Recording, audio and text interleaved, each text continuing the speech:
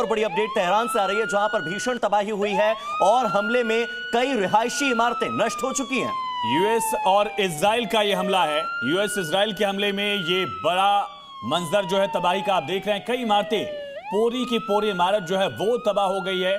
जो रिहायशी इलाके थे वहां पर भी हमला हुआ है, उसका नुकसान हम लगातार देख रहे हैं। ये इमारत देखिए किस तरह से पूरी इमारत जो है वो भूतिया हो चुकी है। अगर आप कहें कि इस तरह का मंजर अब तक गजा में दिख रहा था, उस तरह की तस्वीर अब राजधानी तेहरान में दिख रही है।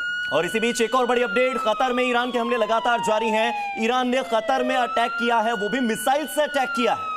कतर पर लगातार हमले, आसमान में दर्जनों इंटरसेप्टर विमान हैं ताकि मिसाइलों को न्यूट्रलाइज किया जाए, गिरने से पहले ही उनको नष्ट कर दिया जाए। ये प्रयास लगातार जारी है और कतर उन देशों में शामिल है जिस पर सबसे ज्यादा मिसाइलों का अटैक जो है वो ईरान की तरफ से किया जा रहा है।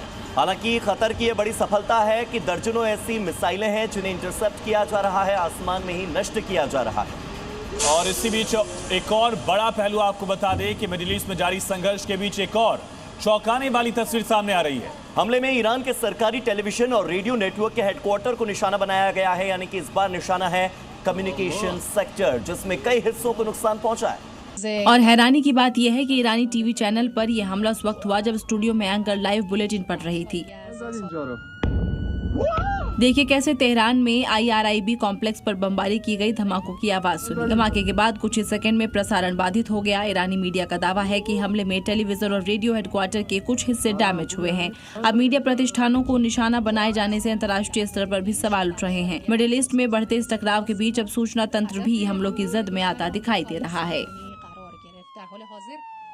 तो अमेरिका और ईरान के बीच तनाव और गहराता नजर आ रहा है। डोनाल्ड ट्रंप के बयान से एक बात तो साफ है कि अमेरिका ईरान के खिलाफ अपने सैन्य ऑपरेशन को जल्द समाप्त करने के मूड में तो बिल्कुल नहीं है। और राष्ट्रपति डोनाल्ड ट्रंप ने साफ कह दिया है कि जरूरत पड़ती है तो अमेरिका ईरान में अपनी जमीनी सेना उतारने में पीछे नहीं हटेगा। व्हाइट हाउस में मीडिया से बातचीत के दौरान ट्रंप ने संकेत दिया है कि सैन्य अभियान 4 से 5 हफ्तों तक चल सकता है, लेकिन अमेरिका लंबे युद्ध के लिए भी तैयार है। ट्रंप ने ईरान के बैलिस्टिक मिसाइल और परमाणु कार्यक्रम को अमेरिका के लिए बड़ा खतरा बताया। ट्रंप के मुताबिक कतर और UAE जैसे देशों पर हुए जवाबी हमले भी चौंकाने वाले हैं। अब सवाल ये है कि क्या ये टकराव लंबा चलेगा और क्या हालात खुली जंग की ओर बढ़ रहे हैं। दुनिया की नजरें वॉशिंगटन और तेहरान पर टिकी हैं। बहुत बड़ा बयान दे दिया, कहा ईरान में जमीन पर सैनिकों की जरूरत नहीं है। अब तक डोनाल्ड ट्रंप कह रहे थे जरूरत पड़ी तो ऐसा भी करेंगे, लेकिन अब डोनाल्ड ट्रंप का बयान बदल गया है। रियाद में अमेरिकी सैनिकों की मौत का बदला लेंगे, डोनाल्ड ट्रंप ये दावा कर रहे हैं। दरअसल आपको बता दें कि रियाद में अमेरिकी दूतावास पर अटैक हुआ है और दूतावास पर हुए अटैक को अमेरिका पर हुआ इस वक्त का सबसे बड़ा अटैक माना जा सकता है ईरान की ओर से। यानी कि ट्रंप का ईगो हर्ट किया है एक तरह से ईरान ने। अमेरिका का जवाब जल्द पता चल जाएगा, ये धमकी है डोनाल्ड ट्रंप की। तो भीषण बमबारी के बीच में ईरान में सैकड़ों छात्र इस वक्त मौजूद हैं जो कि सड़क पर उतर चुके हैं, विरोध कर रहे हैं। खलीफा खामेनी की मौत का शोक ऐसा है कि तेहरान की सड़कें लोगों से भरी नजर आ रही हैं। तो क्या अमेरिका, इजराइल ने खामेनी को मारकर एक बड़ी गलती भी कर दी है? देखिए, तेहरान यूनिवर्सिटी के सैकड़ों छात्रों ने एकजुट होकर रात में मार्च निकाला। इस मार्च में छात्रों के साथ प्रोफेसर भी शामिल थे। छात्रों ने ईरान के खिलाफ अमेरिका और इजराइल की आक्रमणकारी नीति का विरोध करते हुए नारेबाजी की और टकराव का समर्थन किया। तेहरान शोक मनाने वालों से भर गया है। तेहरान की सड़कों पर लोग खामेनी की मौत पर मातम मना रहे हैं। तेहरान के नाजमाबाद में भी खलीफा की मौत के बाद प्रदर्शन किया गया।